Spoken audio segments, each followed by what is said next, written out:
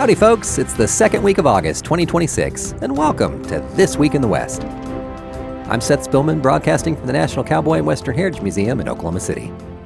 On this podcast, we share stories of the people and events that shape the history, art, and culture of the American West, and those still shaping it today. Two important facts about John Henry Holliday don't really add up to him being an icon of the American West. First, he was born in Georgia, a state nowhere near the West. And of all the jobs he could have had, he chose to be a dentist.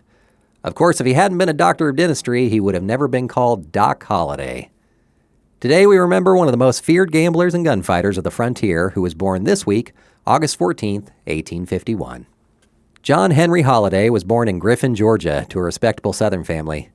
After college, he set up a practice in his hometown, but like many tales of the West in the 19th century, Holliday's was forever changed by tuberculosis. After being diagnosed with the disease, Holliday was urged to move to the drier climates of the Southwest.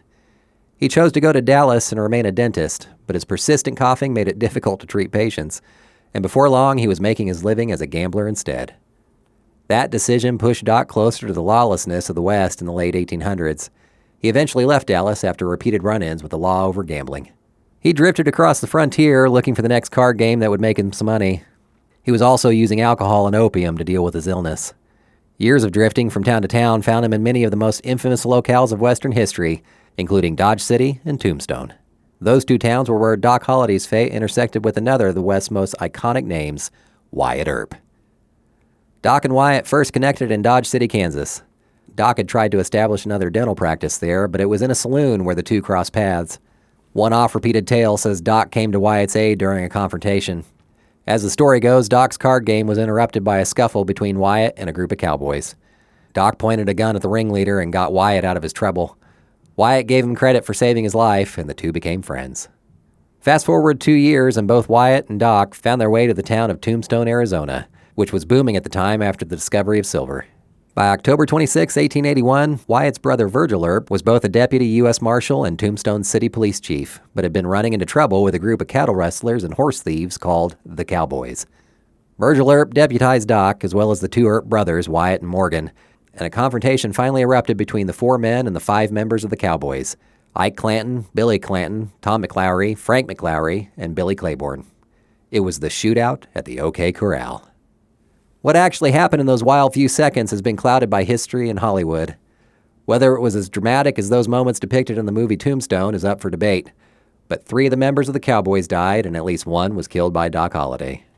Doc and the Earps' war against the Cowboys would continue until a falling out between Doc and Wyatt happened somewhere around 1882.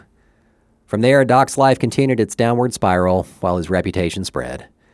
Bat Masterson, another of the legendary names of the Wild West, later wrote this about Doc Holliday. While he never did anything to entitle him to a statue in the Hall of Fame, Doc Holliday was nevertheless a most picturesque character on the western border in those days when the pistol instead of law determined issues. Holliday had a mean disposition and an ungovernable temper, and under the influence of liquor was a most dangerous man. In the final years of his life, Doc's health continued to decline, even as he kept gambling, drinking heavily, and attracting accusations of violence. He was suspected of the murder of Johnny Ringo, had a murder warrant issued for him in Arizona, and eventually went to trial for the shooting of Billy Allen, an unarmed man in Leadville, Colorado. Doc claimed self-defense and was acquitted. Eventually, his declining health brought him to Glenwood Springs, Colorado, where he hoped the famous mineral waters might cure the tuberculosis that had plagued him for years. They did not. John Henry Holliday had always imagined he'd die with his boots on, as the old cowboy saying goes, the victim of a gunfight rather than disease. Instead, early on the morning of November 8, 1887, he looked down from his bed at the Hotel Glenwood and saw his bare feet. Realizing he would not die in his boots after all, he reportedly smiled, looked at his nurse, and said, "This is funny." Those were his final words. Doc Holliday was only 36 years old. And with that, we'll seek our entertainment elsewhere on another episode of This Week in the West. Our show is produced by Chase Spivey and written by Mike Kaler.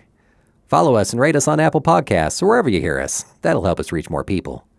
Come visit us in Oklahoma City. You can now buy tickets online at thecowboy.org/tickets. Got a question or a suggestion? Drop us an email at podcast@thecowboy.org. We leave you today with just one of the many memorable lines from Val Kilmer's unforgettable portrayal of Doc Holliday in the Western classic, Tombstone.